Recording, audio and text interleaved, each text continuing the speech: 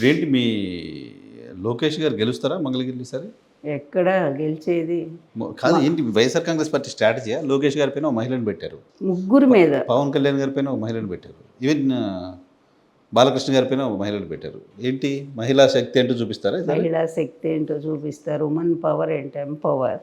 ఎందుకంటే మహిళ అంటేనే ఆదిశక్తి, ఆదిశక్తి స్వరూపం కదా. ఆఖరి త్రిమూర్తులను కూడా సృష్టించింది మహిళే. అందుకే ఆమె పదం చూసారా, స్త్రీ అనే పదము. స్త్రీ అంటే సా, క్రింద తావత్తు, ఆ క్రింద క్రావడి, పైన ఈకారం. ఇది స్త్రీ అనే అక్షరం, అమ్మవారి రూపంలో అక్షరం. ఒక అక్షరమే కదా స్త్రీ అనేది.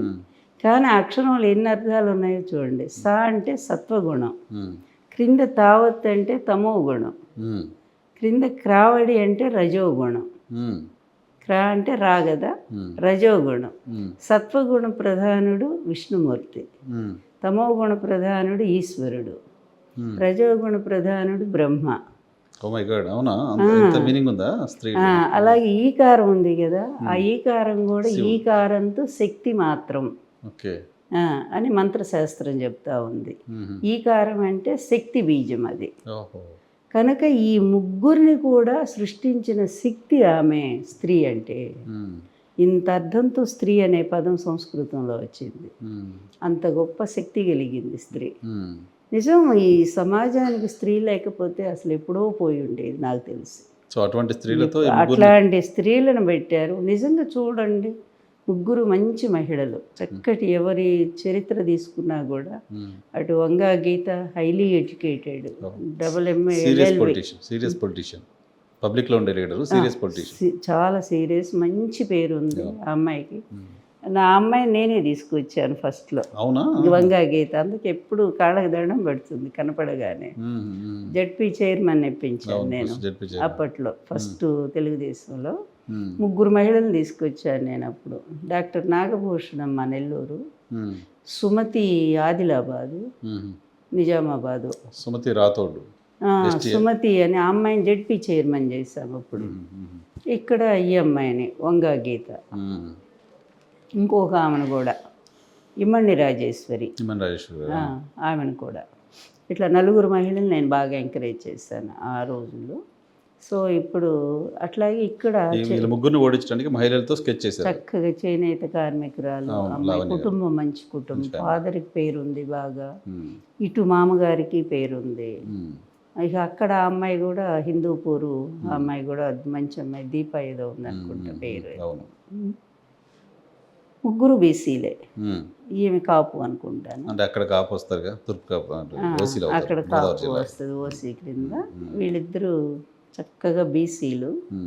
అందువల్ల ఇప్పుడు వీళ్ళ ఫైటింగ్ ఆడవాడు. సో లోకేష్ గారు మళ్ళీ అసెంబ్లీకి రానిరు. ఆడవాళ్ళతో వీళ్ళ ఫైటింగ్ ఎలా ఉంటుంది. జగన్ తక్కువవాడు కాదు, జగన్ తక్కువవాడు కాదు అస్సలు. అతని ప్లాన్ కానీ అతని ఆలోచన విధానం ఎవరు అందుకోలేరు.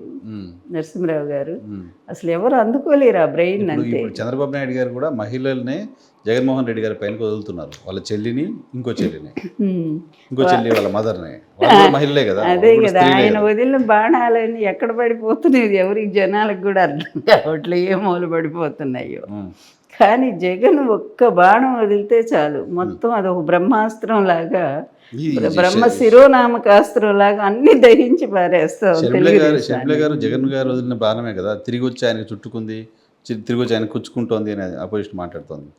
నేను చెప్పాను దాని మీద, అది జగన్ అన్న బాణం అని అమ్మాయే చెప్పుకుంది. కానీ ఆ బాణం ఎప్పుడైనా సరే, బాణం పవర్ అనేది ఒక్కసారి ఉంటుంది మనకి. వెనకపోతే యుద్ధాల్లోకి ఏ బాణమైనా ఒక్కసారి ప్రయోగిస్తారు. ఒక్క బ్రహ్మశిరోనామకాస్త్రం అనేది మాత్రం అది బ్రహ్మాస్త్రం. అది ఎప్పుడో కానీ ప్రయోగించరు అస్సలు. అది రేర్ అనమాట. మనకు మహాభారత యుద్ధంలో ఒకే ఒకసారి, అంతే కదా. అంతే, వాటికి కొన్ని పవర్స్ ఉంటాయి. మిగిలినటువంటి బాణాలన్నీ అగ్నికి సంబంధించిన బాణం, వాయు బాణం, ఇవన్నీ రకరకాల అస్త్రాలు ఉంటాయి కదా, వాటిని ఒక్కసారి ప్రయోగిస్తారు, అయిపోతుంది వాటి. అలాగే జగన్తోనే ఆ పవర్ పోయింది ఆమెకి. జగన్ ప్రయోగించినప్పుడు ఉంది బాగా. అందుకనే ఆ బాణం దిక్కులేక అటు తిరిగి ఇటు తిరిగి చంద్రబాబు ఇంటికి పోయింది అది.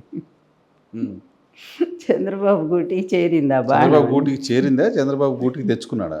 చంద్రబాబే తెచ్చుకున్నాడు ఆ బాణాన్ని, కానీ దాని పవర్ పోయిందని తెలియక తెచ్చుకున్నాడు ఆయన. ఉమ్, ఎందుకంటే నీకు తెలంగాణలో ఆమె శక్తి ఏంటో ఒక ఫెయిల్యూర్ పొలిటీషియన్. ఆవేశపరులు ఎప్పుడూ కూడా ఉమ్, రాజకీయాల్లో షైన్ కాలేరు. కాలేరు. జగన్కి అది తెలుసు.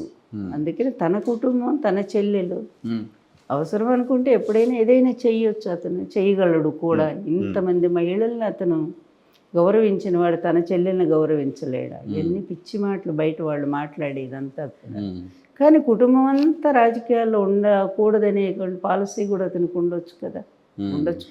అవును. అందువల్ల అతని విధానం ఏంటో, అతని మనసు ఏంటో తెలుసుకోకుండా తొందరపడితే ఇలాంటివే వస్తాయి. నీ సొంత తమ్ముడినే నువ్వు ఎమ్మెల్యే ఇవ్వనీయకుండా అడ్డుపడితే నేను కదా ఇప్పించాను అప్పుడు. అవునా?